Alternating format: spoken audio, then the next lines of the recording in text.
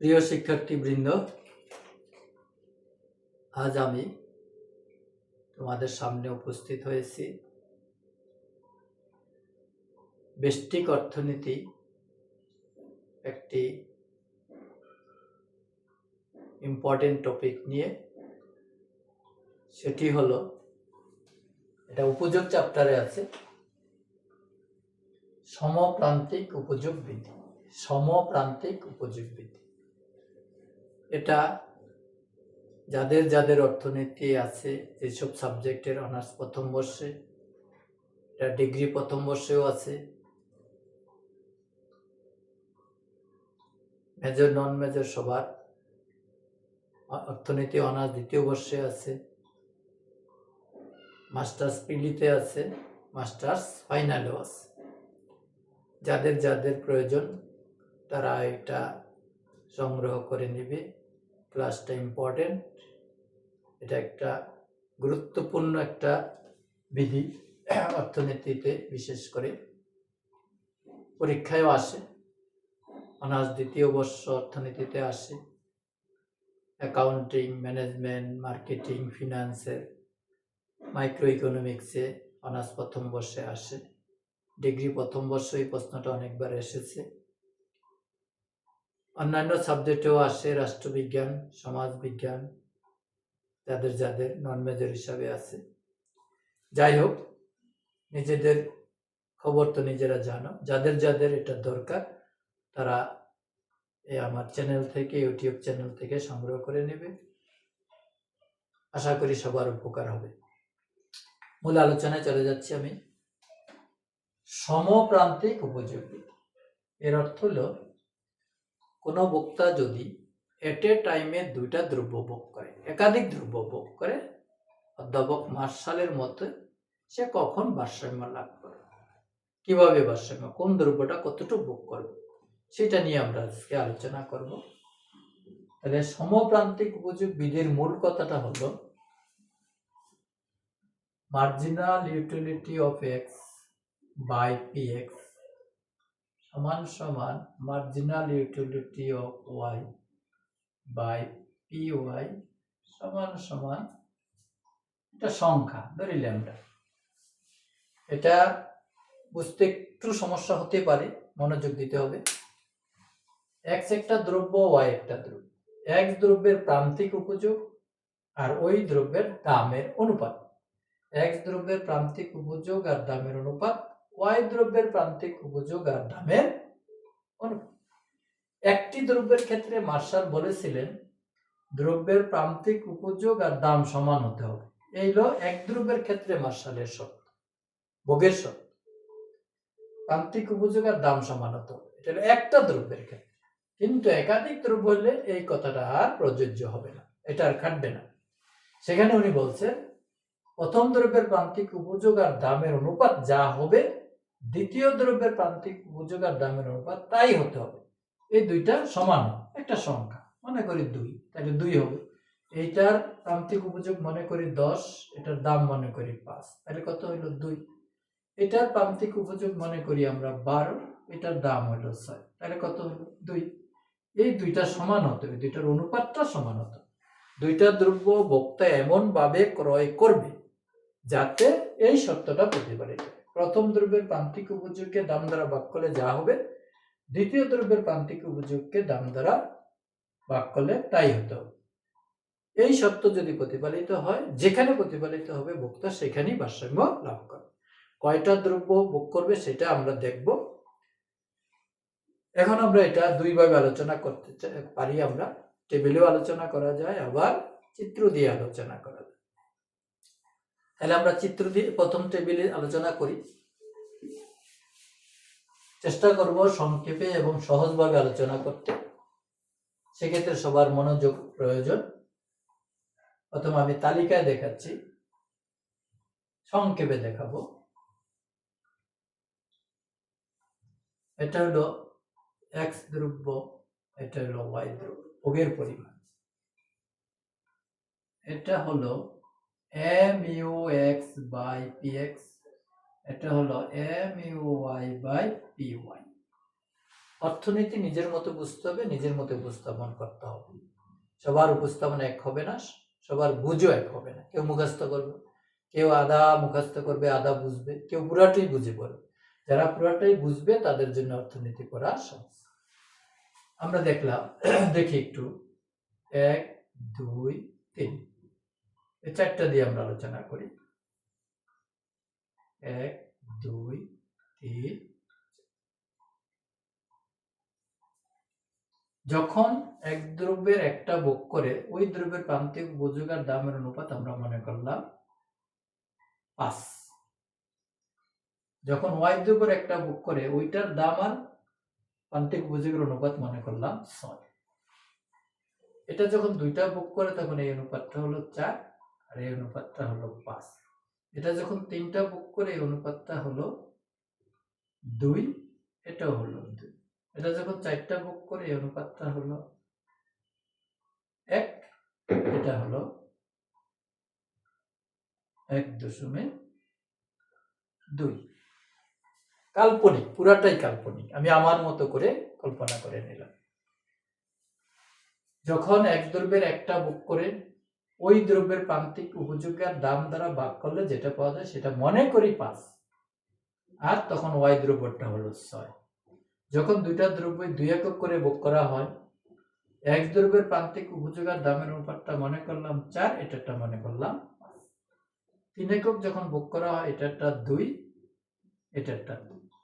অথবা আমরা এরকমও করতে পারি, 2 না করে এখানে 3 দিলাম, এখানে 2, এটাই সুন্দর হবে, এটাই সুন্দর হবে।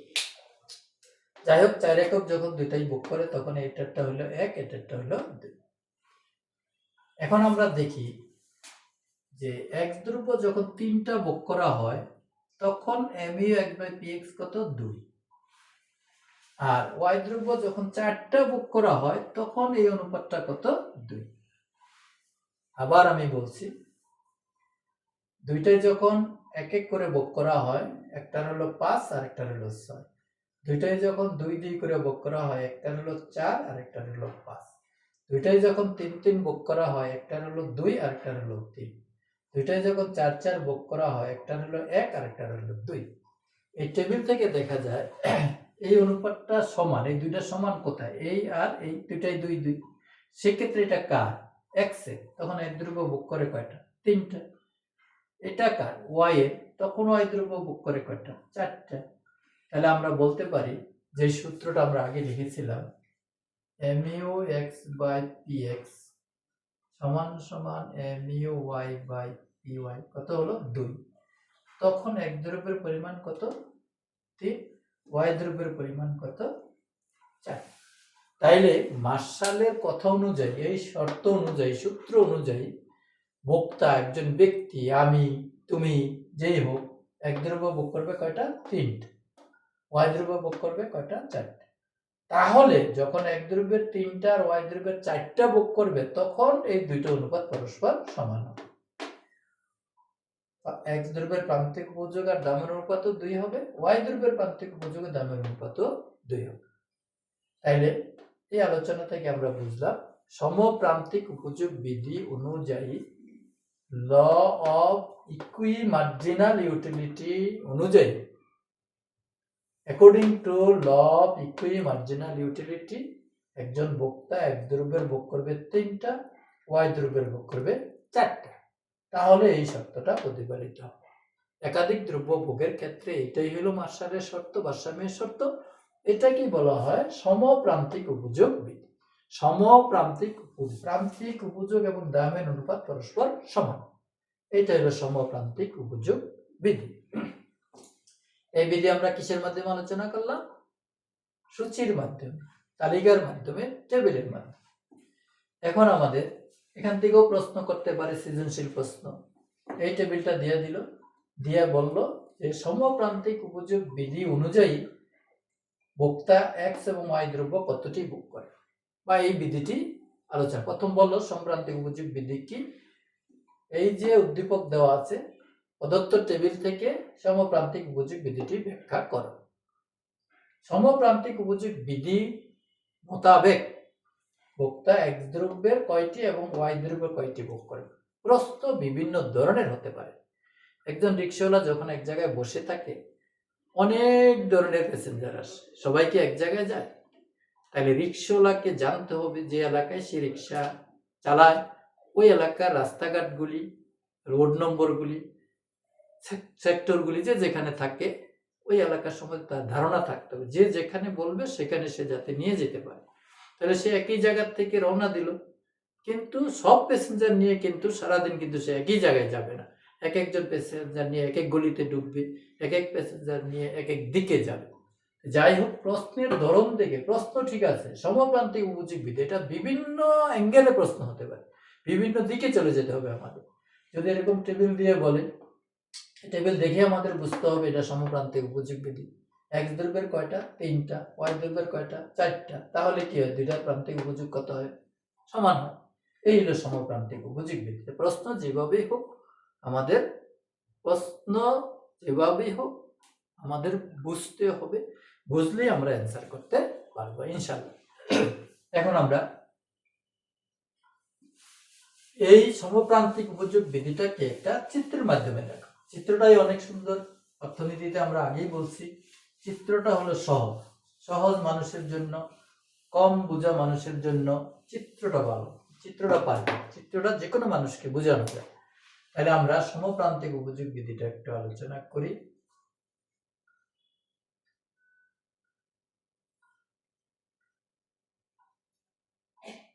এটা এক দ্রব্য, এটা ওয়াই দ্রব্য। এটা হলো এক দ্রব্যের প্রান্তিক উপযোগ বাই দাম, এটা হলো ওয়াই দ্রব্যের প্রান্তিক উপযোগ বাই দাম।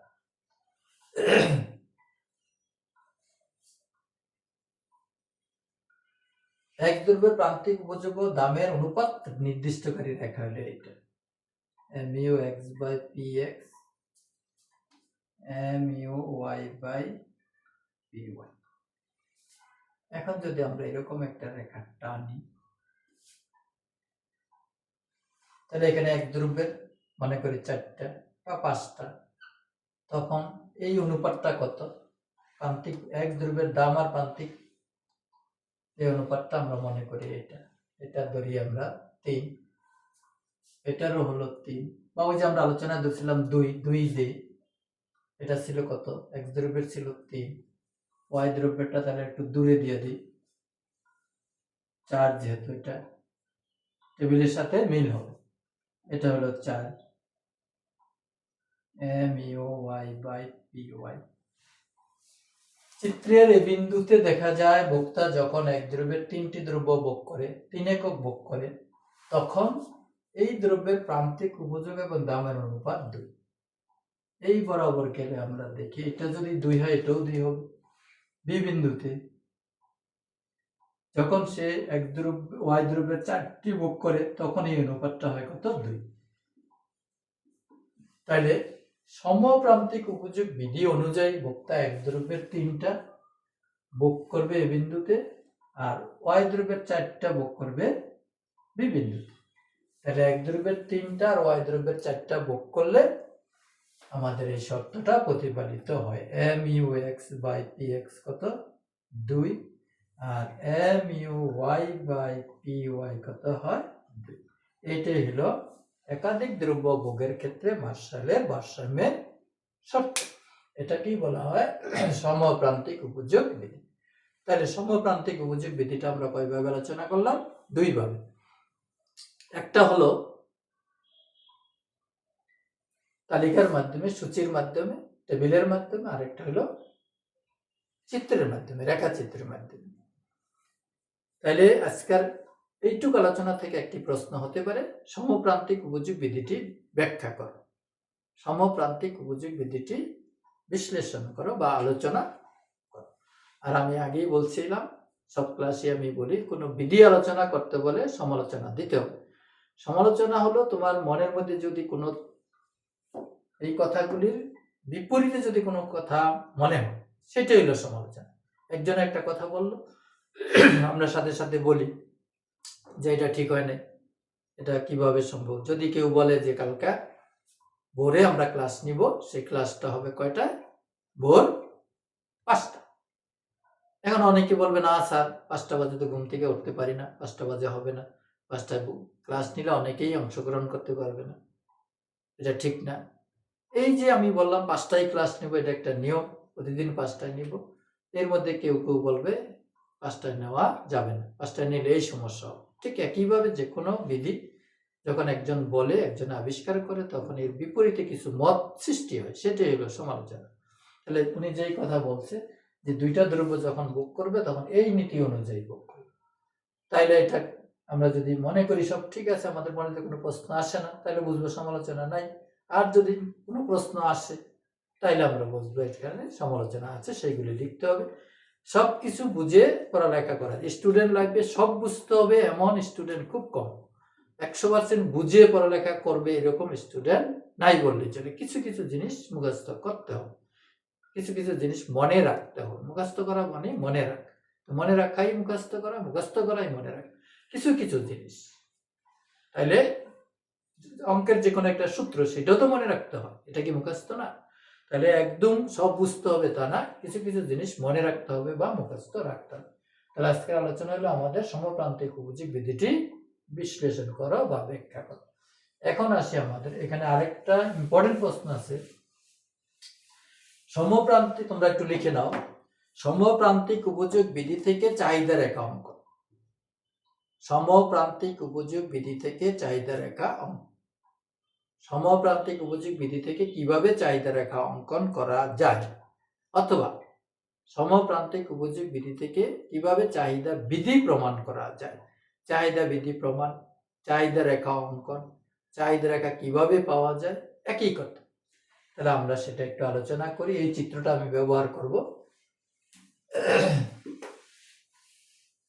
চাহিদা রেখা অঙ্কন কিভাবে করা যায়, চাহিদা রেখা আমি একটু লিখে দিই।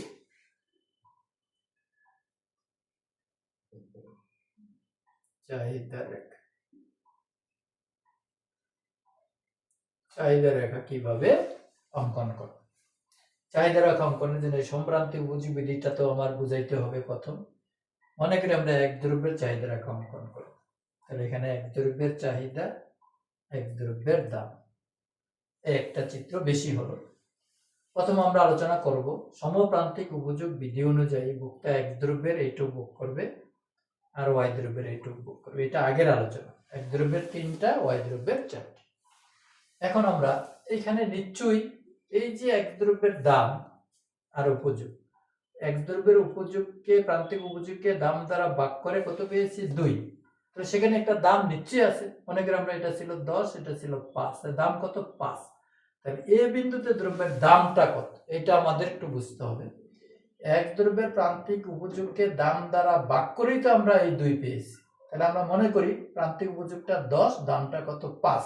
10-এর 5 দ্বারা ভাগ করলে কত হয়? 2। সেই কাল্পনিক একটা দাম আমরা এখানে মনে করি 5, এই 5। তাহলে 5 টাকা দামের সময় এক দ্রব্যের চাহিদা কত? 3। এখানে একটা বিন্দু পেলাম। এখন আমরা মনে করি এক দ্রব্যের দামটা কমে গেল, এক দ্রব্যের দামটা কমে গেল। তাহলে দামটা কমলে কত হয়? ধরি 4। 4 যদি হয় তাহলে 10-এর 4 দিয়ে যদি এখন ভাগ করি কত হবে? 10-এর আগে 5 দিয়ে ভাগ করে পাইছি 2, এখন 4 দিয়ে ভাগ করলে কত পাবো? 2.5। 2.5 যদি হয় এই রেখাটা উপরের দিকে চলে যাবে। তাহলে mu x by px dot, এটা হলো কত? 2.5। আগেরটা ছিল কত? 2। এখন এটা হয়ে গেল 2.5। 2.5 হওয়াতে এটা উপরে চলে গেল। এখন যদি ভোক্তা এক দ্রব্য আগেরটাই বুক করে তাহলে প্রান্তিক উপযোগের দামের অনুপাত এই জায়গায় হবে 2.5। এইটুকুই যদি এক দ্রব্য বুক করে তাহলে এই বরাবর গেলে, এই রেখা পর্যন্ত গেলে এটার প্রান্তিক উপযোগ হলো কত? 2.5। আর ওয়াই দ্রব্য যদি 4 এককই বুক করে সেটা হলো কত? 2। এখানে হলো কত? 2। তাহলে দুইটা কি সমান হলো? এক দ্রব্য যদি 3 এককই বুক করে তাহলে এটার উপযোগ, প্রান্তিক উপযোগের দামের অনুপাত হয়ে যায় 2.5, আর ওয়াই দ্রব্যের প্রান্তিক উপযোগের দামের অনুপাত হয় 2। তাহলে দুইটার কত হলো? 2 রকম হলো। তাহলে তো হবে না, মার্শাল বলছে দুইটা সমান হতে হবে। এখন সমান করতে গেলে কি করতে হবে? মার্শাল বলছে এক দ্রব্যের ভোগ তুমি বাড়ায় দাও। এক দ্রব্যের ভোগ আমরা বাড়ায় 4 একক করলাম, 4 একক করলাম। এখন এই বিন্দুতে এক্স দ্রব্যের প্রান্তিক উপযোগের দাম অনুপাত কত? আবার আড়াই হলো। এই যে এটা হলো 2 হলো, 2 চলে আসলো। এইটুক যদি বুক করি, এই আগের টুক বুক করলে কত হবে? আড়াই। আর যদি বুকের পরিমাণ বাড়ায় দিই তাহলে এই বরাবর এই রেখা পর্যন্ত গেলে হয় কোনটুক? এইটুক। এটা যদি আড়াই হয় এটা কত? 2। আর ওই যে ওয়ার 2 তো আছেই, তাহলে এখানেও যা 2, এখানেও। আবার সমপ্রান্তিক উপযোগ বিধি প্রযোজ্য হলো যদি এক দ্রব্য সে 4টা বুক করে। আর যদি এক দ্রব্য 3টা বুক করে তাহলে কিন্তু সমপ্রান্তিক উপযোগ বিধি প্রযোজ্য হয় না, লঙ্ঘিত হয়। তাহলে এখন আমরা দেখলাম এক দ্রব্যের দাম যখন কমে 5 টাকা থেকে 4 টাকা হলো, তখন এই অনুপাতটা হয়ে গেল 2। তখন বক্তা এই এক দ্রব্য 4টা বুক করে। তাহলে এক দ্রব্যের ভোগের পরিমাণ হলো 4। তখন এক দ্রব্যের দাম কত? এই যে 4। 4 টাকা দামে সে 4টা বুক করে। 5 টাকা দামে সে কয়টা বুক করতো? 3। এটা যদি 5 হয় এখানে হবে 4। 4 এর সময় কয়টা বুক করে? 4। তাহলে দাম কমার কারণে চাহিদা বেড়ে গেল। এই দুইটা বিন্দু যোগ করলে যে রেখাটা পাওয়া যাবে সেটা হলো এক দ্রব্যের চাহিদা। আমি আবার বলছি, একটু জটিল আছে, বুঝতে পারলে সহজ হবে। প্রথম তো আমরা এ বিন্দুতে আর বি বিন্দুতে সমপ্রান্তিক উপযোগ বিধির কথা বলবো। তাহলে এক দ্রব্য ভোগ করে কয়টা? 3টা। এখানে কোনো সমস্যা নেই, ধরে নিলাম এক দ্রব্যের দাম 5 টাকা। 5 টাকা দামে এক দ্রব্যের চাহিদা 3। এক দ্রব্যের দাম কমে 4 টাকা হয়ে গেল। 4 টাকা যদি হয় 10 এর 4টা ভাগ করলে হয় আড়াই। তাহলে এই অনুপাতটা আগে ছিল 2, এখন হয়ে গেল আড়াই। আড়াই হলে এটা উপরের দিকে চলে গেল, ডান দিকে চলে গেল। আগের সমানে যদি এক দ্রব্য ভোগ করে তাহলে এই অনুপাতটা হয় কত? আড়াই। আর ওয়াই দ্রব্য যদি 4 একক ভোগ করে এটা হলো কত? 2।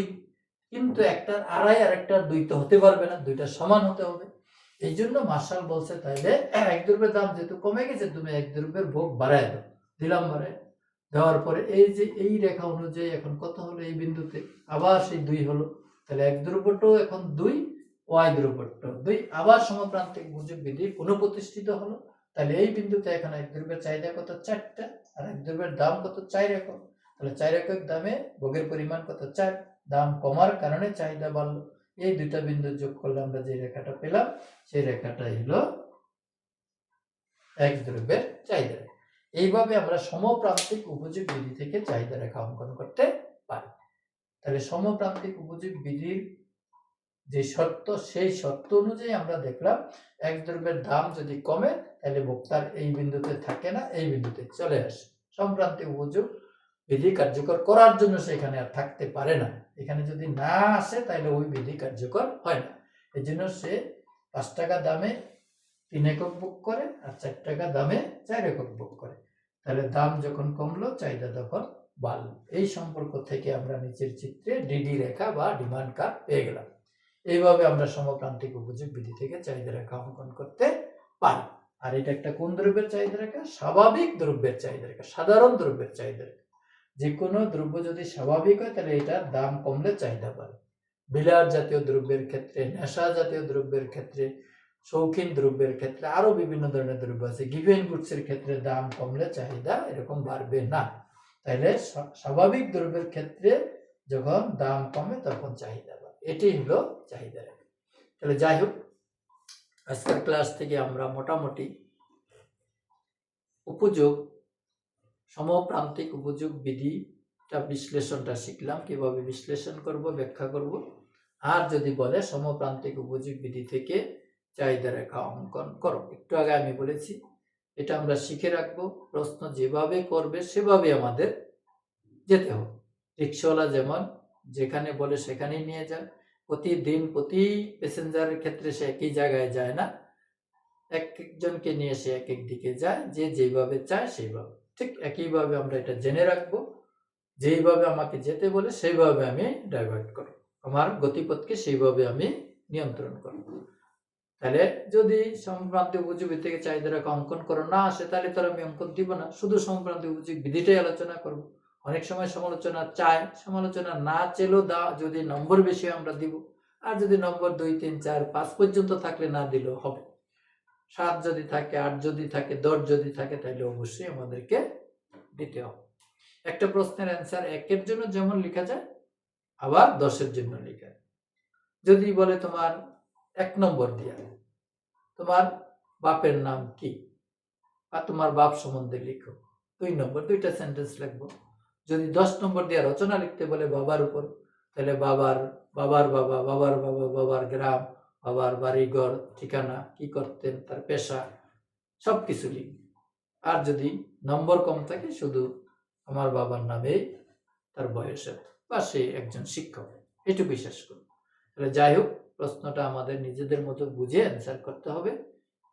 আজকে আর আলোচনা বৃদ্ধি করব না, পরবর্তীতে আমাদের ইনশাল্লাহ দেখা হবে অন্য কোনো বিষয় নিয়ে। সেই পর্যন্ত সবাই সুস্থ থাকো, সেই কামনায় আজকে এখানে শেষ করলাম। ধন্যবাদ সবাইকে।